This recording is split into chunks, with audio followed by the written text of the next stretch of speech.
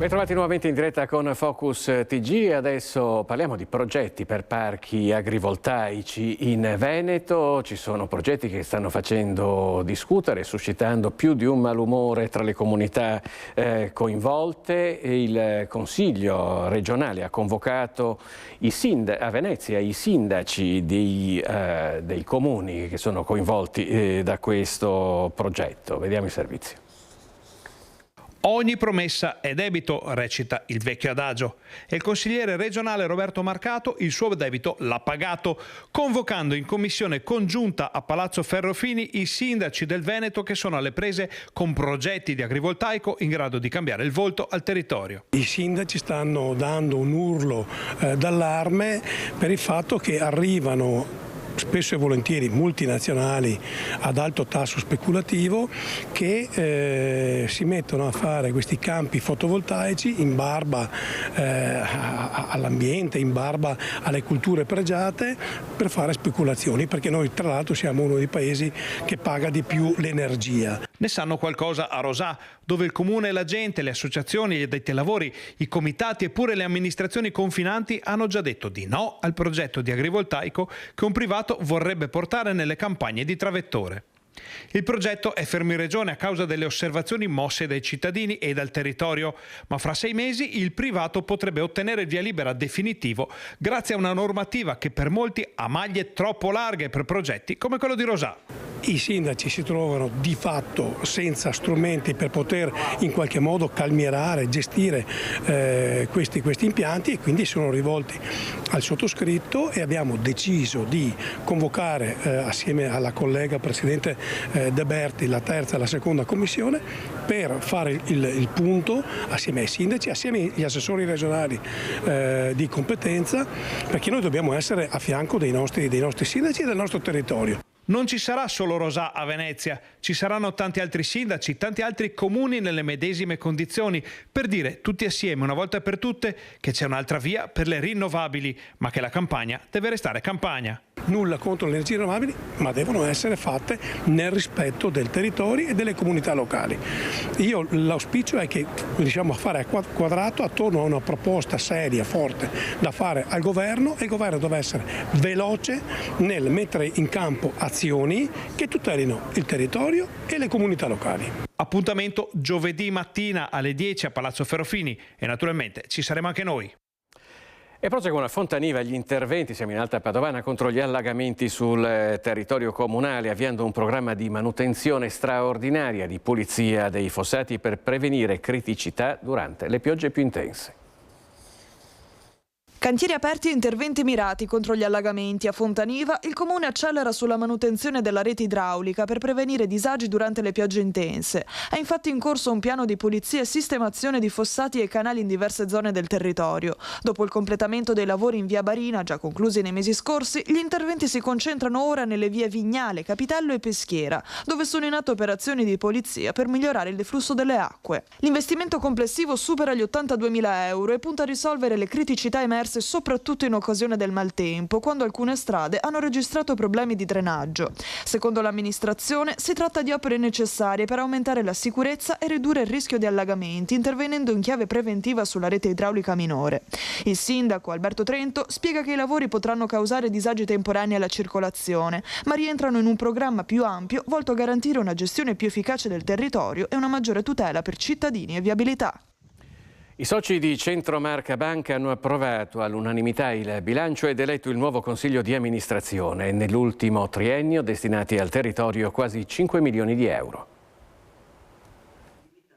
Bilancio approvato all'unanimità ed elezione del nuovo CDA, appuntamento importante per i quasi 12.000 soci di Centro Marca Banca, elezioni all'insegna della continuità. Tiziano Cenedese, confermato presidente, Massimo Benetello, vicepresidente vicario, e Giacomo De Marchi, vicepresidente. Sul bilancio sociale della banca ha insistito Cenedese. Il bilancio sociale è quello che evidenzia esattamente la nostra visione, la nostra funzione di banca di comunità. Per quanto riguarda il bilancio sociale comprendiamo prendiamo tutti i settori che vanno da quello culturale a quello un aiuto a persone meno fortunate di noi, allo sport, a tutto ciò che in qualche modo ha a che fare. Ecco, e quella è veramente quella che noi riteniamo essere la nostra vera funzione. Nell'ultimo mandato Centro Marca Banca ha erogato più di 5 milioni ad associazioni ed enti del territorio, a testimonianza dell'impegno dell'istituto nel proprio ruolo di credito cooperativo.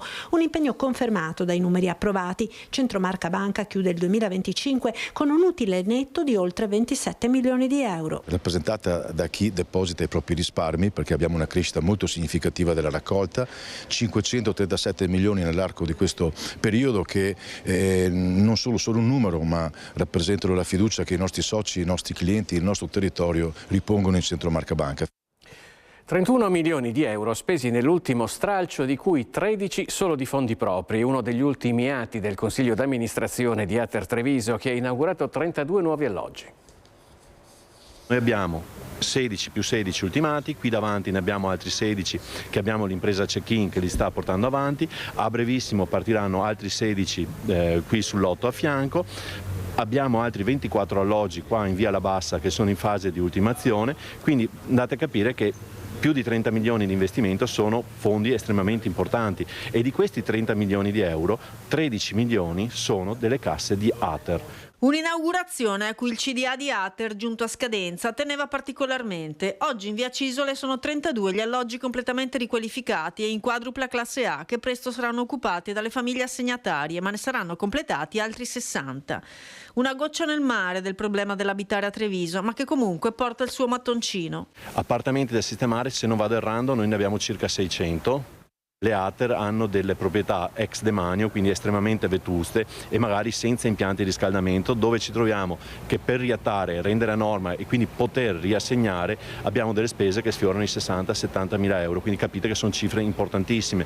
Quando noi mettiamo a disposizione 1 milione di euro fai 15 alloggi, non riesci a farne di più. La Regione ha riprogrammato 50 milioni di euro per un intervento strutturato che aiuti comuni e province a dare risposte concrete a chi una casa non riesce a trovarla, pur lavorando regolarmente. Siamo la prima regione che investe rispetto a questo e soprattutto investe in due categorie legate, una parte ai riatti e l'altra parte legata al social housing. Credo che sia fondamentale perché a questo bando, perché sono fondi pubblici, andranno sul pubblico, dove parteciperanno le Ater, i comuni, INPS, INAIL, le ULSS e le IPAB, sia davvero una grandissima opportunità per fare sistema.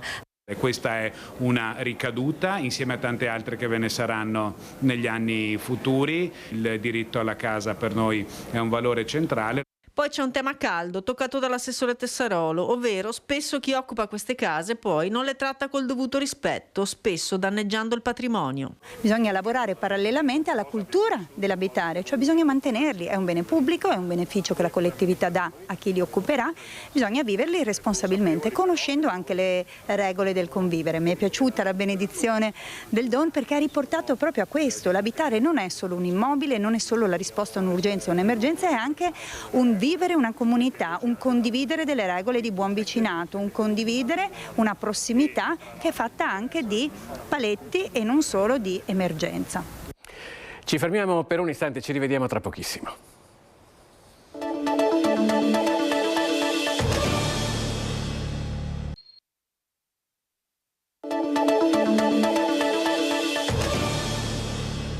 Nuovamente in diretta con Focus TG andiamo a Venezia per raccontarvi la storia di 4 cavalieri di San Marco della Riviera del Brenta che erano stati espulsi dall'associazione e poi sono stati reintegrati con una sentenza del TAR del Veneto.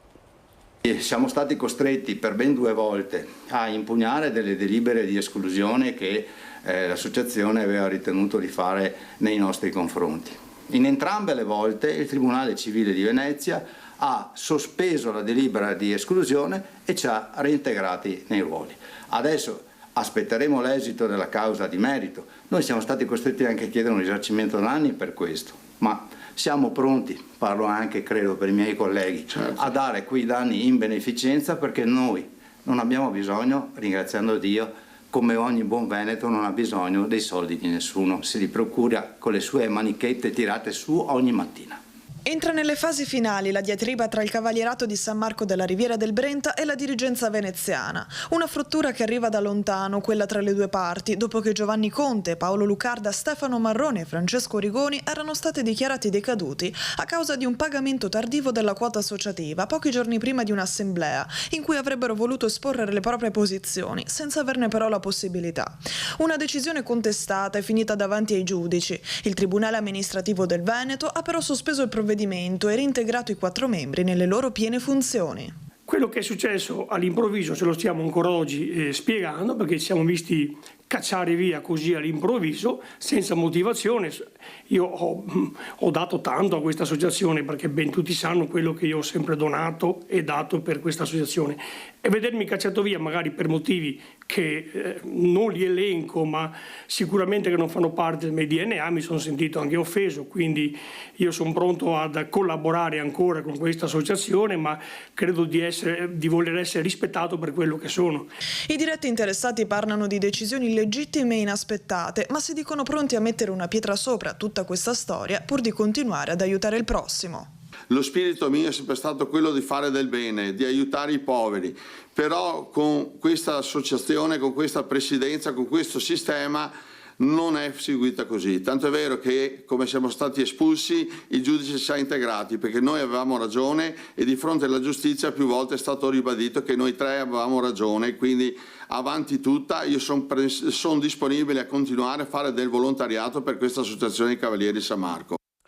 A Treviso il Parco della Storga si rilancia grazie a un importante progetto europeo, mappe multilingua, audioguide, laboratori didattici e un numero crescente di visitatori. Sono stati costruiti dei percorsi tematici, 3 percorsi tematici, uno sul tema dei matti, cioè la pazzia legata all'ospedale psichiatrico che era la sede della provincia, una volta era l'ospedale psichiatrico, uno sul tema dell'acqua, in questo parco nascono 2 fiumi, il Piavone e la Storga, che sono 2 fiumi di risorgiva che poi finiscono nel Sile, e poi uno sul tema del bosco, che ha una particolarità perché è un bosco piantumato negli anni 90 con dei fondi europei dalla provincia quando ha acquistato il bene. Durante i percorsi si può accedere a dei contenuti multimediali, cioè a dei racconti e degli approfondimenti che ci accompagnano a scoprire il parco anche in autonomia nel caso in cui non si sia accompagnati da un educatore, da una guida. Oltre 213.000 euro investiti e una fruizione in crescita, il Parco dello Storga si rinnova grazie al progetto europeo Learn Out. Grazie a queste risorse sono stati realizzati un sito dedicato, mappe interattive, audioguide, laboratori per le scuole e una nuova segnaletica. Interventi concreti che migliorano l'esperienza di visita, rendendo il parco più accessibile a cittadini e turisti. Grazie a questo progetto che ci ha visti coinvolti assieme al Friuli Venezia Giulia e all'Austria e ai fondi che abbiamo preso, a questi fondi europei che siamo riusciti a intercettare, la provincia di Treviso è riuscita a valorizzare il Parco dello Storga. Dati del 2025 vedono il turismo in crescita di un più 5% rispetto al 2024 e se lo mettiamo in confronto dal 2022-2023 stiamo parlando di un più 18%. Michele Genovese, direttore del GAL Alta Marca, sottolinea l'importanza del lavoro in rete e degli investimenti per la valorizzazione del territorio, puntando su educazione ambientale e turismo sostenibile. Lo scopo del progetto è quello proprio di dotare i parchi di strumenti gestionali, di promozione e anche di un edugame per dotarsi di strumenti per poter rafforzare la loro offerta verso i loro destinatari, che sono principalmente i ragazzi per le attività didattiche e le famiglie. E a proposito di mantenimento del verde pubblico, a Bassano del Grappa le opposizioni chiedono che il sindaco faccia seguire regole ben precise per quanto riguarda potature e tagli di alberi in città. Basta tagli sconsiderati di piante, potature fatte un tanto al chilo, mettendo a rischio sicurezza gli alberi lungo le vie della città. Insomma, una più corretta e oculata gestione del verde pubblico.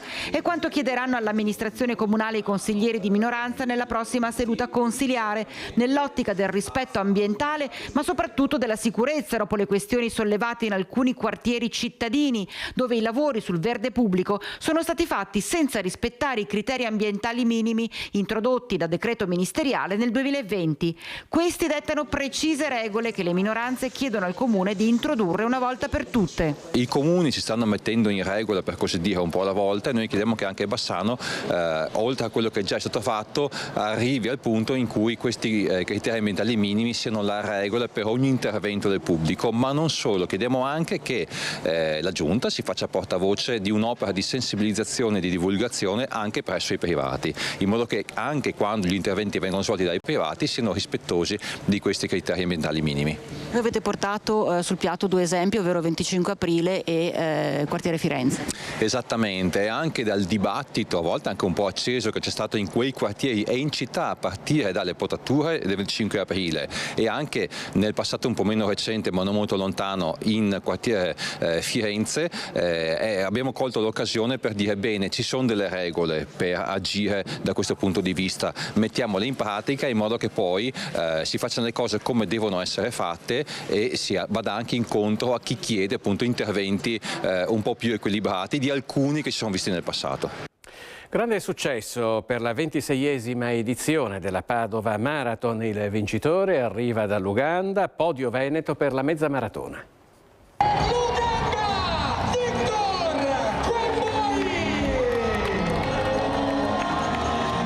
Terzo 2 anni fa nella mezza maratona, secondo nel 2025 sui 42 km. Finalmente quest'anno l'ugandese Victor Chembowi raggiunge il gradino più alto del podio della Padova Marathon 2026. Dietro di lui dal Kenya Labav Chekrom al secondo posto, al terzo posto invece Terence Bisosa del Burundi. La keniana Gladys Chemutai domina la gara femminile, seguita da 2 connazionali. Per la mezza maratona maschile invece il podio è tutto italiano.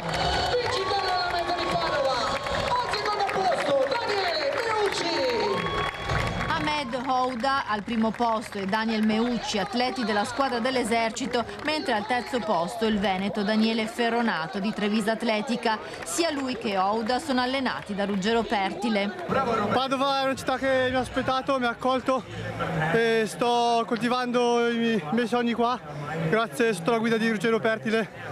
E sono molto contento di aver lasciato un'impronta e poi ci tenevo tantissimo a far bene perché sono strade che conosco e quindi è veramente un'emozione. 6.000 gli atleti che hanno preso parte a questa edizione della Padova Marathon, arrivati da 70 paesi del mondo. Abbiamo atleti di casa, abbiamo atleti internazionali, ci tengo a sottolineare che abbiamo accolto 70 paesi diversi, abbiamo distribuito pettorali per i 5 continenti, addirittura abbiamo avuto atleti che ci hanno raggiunto dall'Australia. Io personalmente ho dato un pettorale a un ragazzo del Kazakistan, quindi Padova sempre più internazionale. A premiare il vincitore è stato il presidente del Veneto Alberto Stefani. E oltre alla maratona a Padova anche la grande festa delle stracittadine a cui hanno partecipato più di 40.000 persone.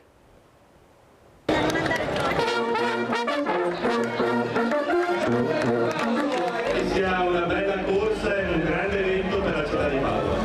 Allora, diamo la bandiera tricolore al presidente che darà il via alla 10 in crono. 5, 4, 3, 2, 1, si va con la 10 in crono! È stato il presidente del Veneto Alberto Stefani a dare il via alla gara competitiva della 10 crono. Sotto un bel sole all'insegna della festa, migliaia di padovani si sono riversati in Prato della Valle per partecipare alle stracittadine. Sarà una bella giornata, ma soprattutto sarà un grande evento di sport per Padova e tutto il Veneto. Numeri da record per questa 26esima edizione, oltre 40.000 i partecipanti alle stracittadine a cui si aggiungono i 1.600 della crono e i 6.000 delle prove agonistiche. Tante le istituzioni presenti che hanno indossato la maglia da runner per affrontare i percorsi da 1, 5 e 10 chilometri. Stupenda, guardate, io sono emozionato per queste cose, fa venire pelle d'oca, bellissima la città, sole, gente che sta assieme. E oggi è una festa con tutte le famiglie. Prima ero a Leuganeo a dare il via alla partenza della maratona, bellissimo, veramente bello, e adesso ci divertiamo. Ho sempre partecipato da podista, da persona che comunque ama la città di Padova, e poi questa è una grande festa. Brave ragazze! Siete pronti per